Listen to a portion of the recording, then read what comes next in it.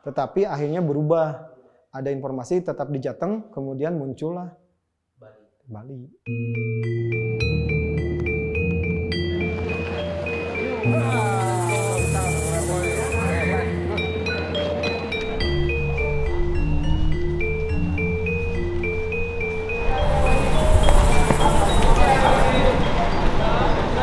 Bali lagi gawat-gawatnya, ya udah kita bismillah aja, kata istri saya seperti itu. Badai COVID-19 menghantam klub-klub peserta Liga 1. Beberapa kasus positif ditemukan mulai dari klub-klub Liga 1 Indonesia diterpa badai COVID-19.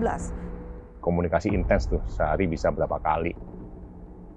Karena kan Omikron ini kan seperti kita ketahui kan menularnya cepat sekali. 9 pemain Persib Bandung dan 3 pemain Persebaya Surabaya terpapar corona. Padahal sistem bubble saat ini tengah menjalani karantina dan dalam kondisi Persib tidak membeberkan identitas 9 pemain yang terpapar COVID-19. Dan saya mungkin yang orang pertama, tapi saya setelah latihan saya punya rasa di waktu malam untuk kepala sakit,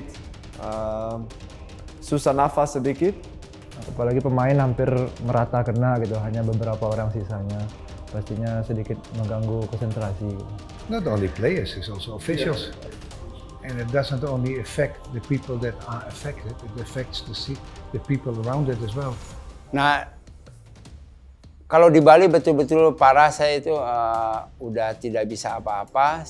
Sampai dari tempat tidur, saya menjatuhkan diri dari lantai, saya sampai merangkak ke toilet.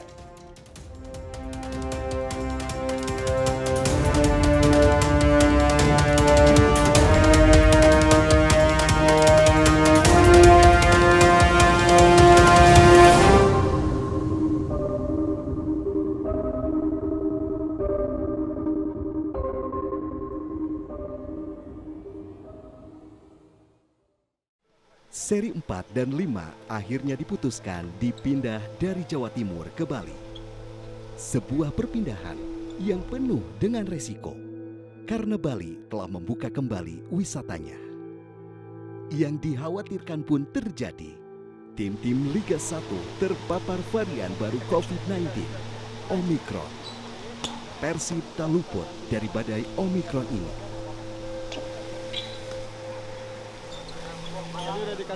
Saya bangun tapi kepala sakit sekali dan badannya panas. Saya telepon, sorry, nggak bisa ikut latihan hari ini kalau sedikit sakit. Semoga besok saya sudah sembuh. Terus besok masih saya punya rasa sama dan dokter datang, kita punya tes. Oke, saya punya COVID. Saya sih di hari Rabu sebelum kita melawan PS Tira Persikabo di hari Sabtunya. Jadi pada saat itu pertama mendengar ada 3 orang maklok, hari Kamisnya ada tambahan 1 atau 2 orang, dan itu pemain inti semua, ya kan? So it's a domino effect. Kemudian hari Jumatnya itu masih dilakukan tes yang hasilnya keluar Sabtu pagi, di mana pada saat Sabtu pagi itu adalah hasil tes resmi oleh PT Liga untuk menyatakan suatu tim bisa bermain atau tidak sesuai regulasi. Dari hasil tes itu, jumlah pemain Persib yang terpapar bertambah. Namun, Persib tetap diharuskan bermain karena kuota pemain masih lebih dari 14 orang. Para pelatih mulai meracik strategi. Salah satunya adalah menyimpan rapat-rapat nama pemain terpapar. Ini dilakukan agar line up tidak terbaca oleh lawan. Sedangkan para pemain, mereka tengah dinaungi motivasi yang terus meninggi. Waktu itu kita optimis banget, karena waktu itu banyak pemain yang bisa dibilang yang main itu pemain muda, dan mereka belum dapat kesempatan main dari sebelumnya. Dan kita tahu, saya tahu waktu itu kan banyak pemain yang memang pingin banget main, dan begitu ada kesempatan mainnya, dan waktu itu saya yakin banget bahwa mereka bisa memberikan yang terbaik. Karena kita yakin gitu bahwa seperti yang disampaikan oleh Coach Robert bahwa setiap pemain itu harus siap. Saya tidak melihat pemain ini yang sering main, tetapi siapapun yang dari 35 pemain yang ada di dalam tim Persib adalah pemain yang memang ketika bermain mereka akan sama. We have been the most consistent team, and this is for the players to something to lift up to. And then you can be proud of each other, but we also said we play for the players that cannot be here. Everybody is still involved, although you can't play, we're still one team. Ya, dengan banyaknya yang tidak dapat bermain bagi Persib Bandung, inilah dia line up yang ditentukan oleh Coach Robert. Ya, yang menarik bahwa tidak ada striker murni ya di line up dari Persib Bandung. Jadi kemungkinan memang akan bermain dengan sistem false nine. Kita lihat di belakang ada 4 pemain, ada Kakang Rudianto, pemain jebolan dari Akademi Persib Bandung yang main dari I trust Kakang. Kakang is actually a guy that we already project to come into the team. He's got that quality. And he is still a player that we count on for the future. Pemain cadangan dan inti Persib hampir sama ratanya. Gimana pun hasilnya kita harus fight gitu. Karena keadaan kita kayak gini kan, maksudnya banyak yang terkena Omikron. Jadi kita nothing tulus saja, Bang. Selamat malam pemirsa, selamat bergabung dalam BRI Liga 1. Reds Butuan Japret!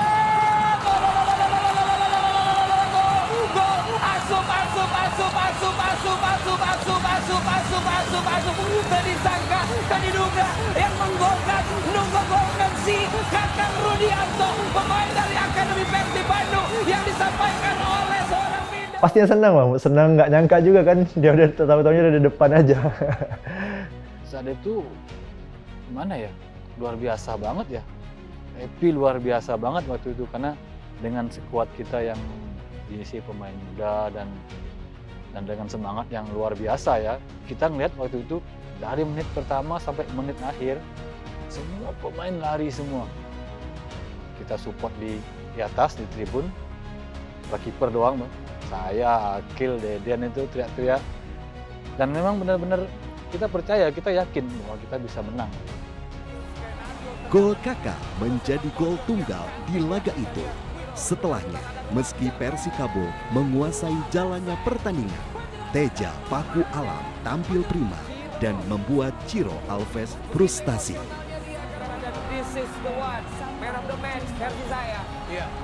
Teja nggak lihat sih, Bang, habis pertandingan itu. Teja lihatnya di sosmed gitu, cuman dia sekilas aja gitu. Biasa, Bang, dalam sepak bola gitu.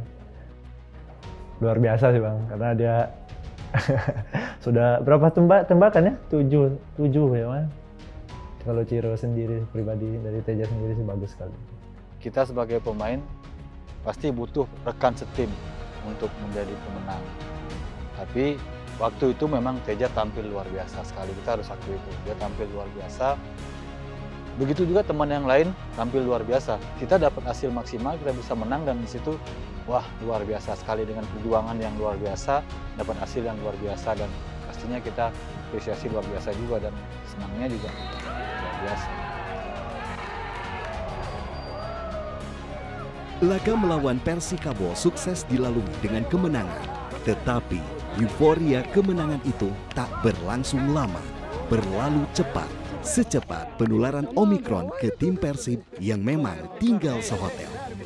Jeda 3 hari jelang melawan PSM Makassar pun dihiasi dengan diboyongnya satu persatu penggawa Pangeran Biru dari hotel ke tempat karantina. Bubble system from the beginning, because it has been proven that the bubble system doesn't help to prevent COVID. Instead, it has been proven that the bubble system actually can accelerate COVID, which we have experienced as well when we had this bubble system. Tim pelatih terus memutar otak mencari solusi.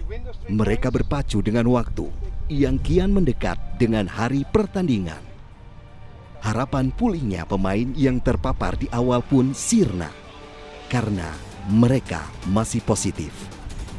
Setelah 3 hari saya sudah oke, 4 hari, tapi masih positif terus. Dan ini yang susah kalau kita punya banyak pertandingan dan saya harus miss 2 pertandingan kalau masih positif, tapi badannya sudah aman, sudah oke.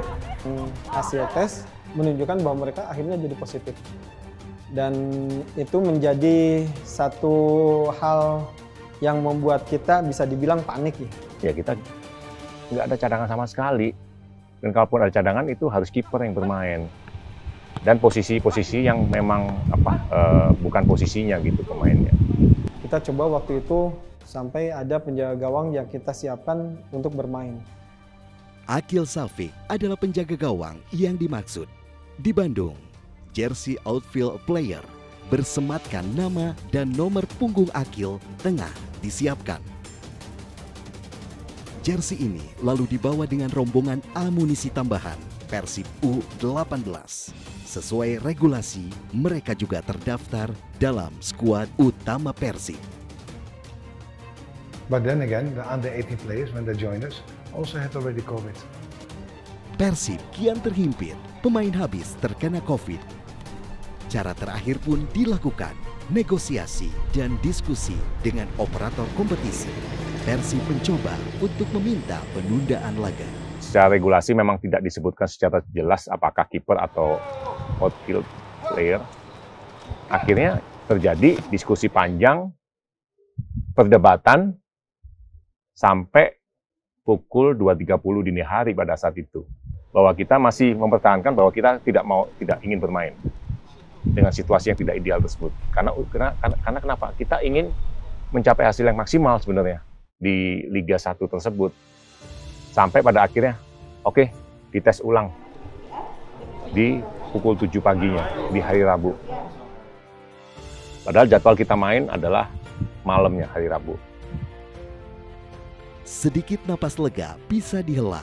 Laga melawan PSM akhirnya resmi ditunda. Namun, lagi-lagi helaan napas lega itu hanya sementara.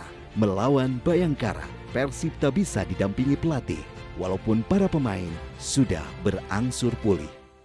Karena memang secara jumlah pemain sudah memenuhi kuota 14 orang, tetapi tidak ada pelatih yang bisa mendampingi. Robert Albert, Yaya Sunaria, dan Budiman kini tak lagi bisa memimpin Persib dari tepi lapang. Mereka terpapar dan harus menjalani isolasi. Bahkan Budiman yang memiliki gejala cukup parah sempat menolak untuk dilarikan ke rumah sakit. Pak Budiman mempunyai gejala yang sangat parah pada saat itu, ya. Tidak bisa bernafas, sampai harus diberikan tabung oksigen di tempat. Gejala pusingnya ada, muntahnya ada, terus BAB-nya juga, apalagi perut ya. Perut itu mungkin 10 kali lipat sakitnya dari sakit perut. Terus keringat juga lebih dari kita lari 1 jam ya. Keringat itu udah bercucuran. Ya di tempat isolasi mandiri kan tidak ada peralatan yang memadai. Padahal saya coba membujuk Pak Budiman karena dari tim dokter dan tim pelatih semua udah coba membujuk, tapi kan beliau masih kekeh untuk tetap di tempat isolasi mandiri kan. Ya, karena saya takut disuntik itu, ya takut disuntik itu yang menjadi alasannya. Ya, mendingan saya minum obat. Akhirnya ya udah Pak Budiman udah mendingan ke rumah sakit deh, jangan sampai kita ada risiko apapun karena mau bagaimanapun kesehatan harus tetap kita utamakan. Nah itu kalau sama Pak Teddy saya takut. Kalau udah ada disuruh Pak Teddy udah saya angkat tangan, udah pasti ngikutin. Malam-malam dibawa ke ambulan ke rumah sakit di Denpasar. Ya syukur akhirnya ya tadi bisa kembali pulih.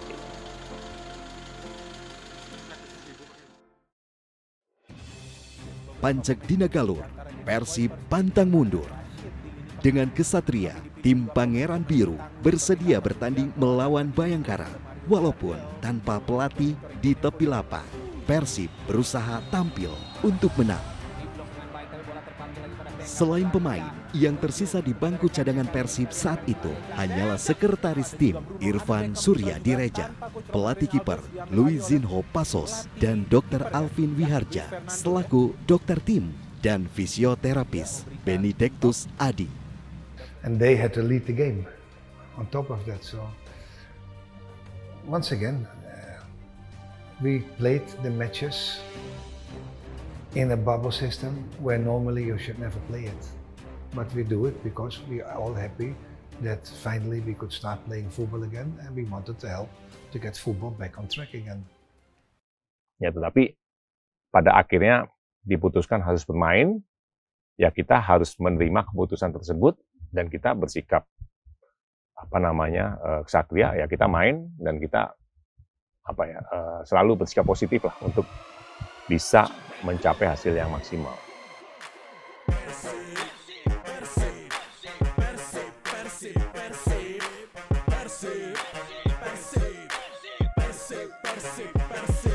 Kami Persib, kamu Persib, semua Persib, tetap tertib, jaga sportivitas, bukan hal simbolik, menang atau kalah, Persib yang terbaik.